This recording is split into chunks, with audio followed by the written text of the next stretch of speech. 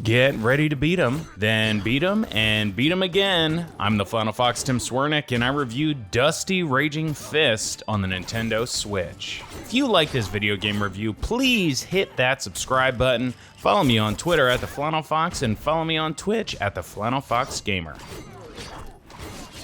When the dark moons collide and evil consumes the town, making their children disappear and men and women die of disease. This happened once a century until a night came and put an end to it all, which brought peace and tranquility back to the world.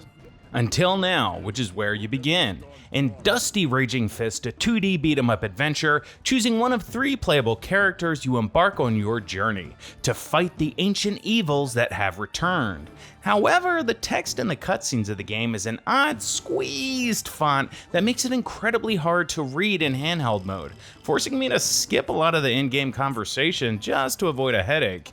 In Dusty Raging Fist, you have a light attack, heavy attack, ranged attack, double jump, dash, and dodge. Beginning with only 4 combo moves, as your character levels up, you unlock more moves to increase your butt-kicking toolkit, which has a great little move list to show you animations for each of the combos you're trying to perform. The combat feels very okay, and the playstyle is very substantially between characters. Quite often, aimlessly mashing the X and Y buttons was the easiest way to defeat an onslaught of enemies, rather than strategically working through them, which is how I racked up some of my highest combos, not seeing any meaningful rewards for these combos except for the counter on screen. I also experienced joystick sticking when holding the joystick left or right, with the character not moving at all until I get smashed, then let off and try moving again. The differing enemy types offer decent variety, and learning new attack patterns was a welcome challenge. I just wish the combat felt better, to make me enjoy the main core of this experience and keep it from feeling gravely repetitive, which it does. Upgrading also feels underwhelming, as you collect experience orbs, then you have to go into an upgrade menu, hold the A button to allow that experience to fill up your meter. It would be nice if it just automatically upgraded as you collect, like every other game. You can exit the game at any time and switch between one of 3 characters which have different weapons that greatly varies their attacks, especially later on, while still utilizing the same button combinations. For example, Kitsune has an energy ranged attack that shoots one enemy once, and the brute Darg has a boomerang that hits all enemies on its outgoing path, then once more on its return path, which is who I ended up playing the most during the game.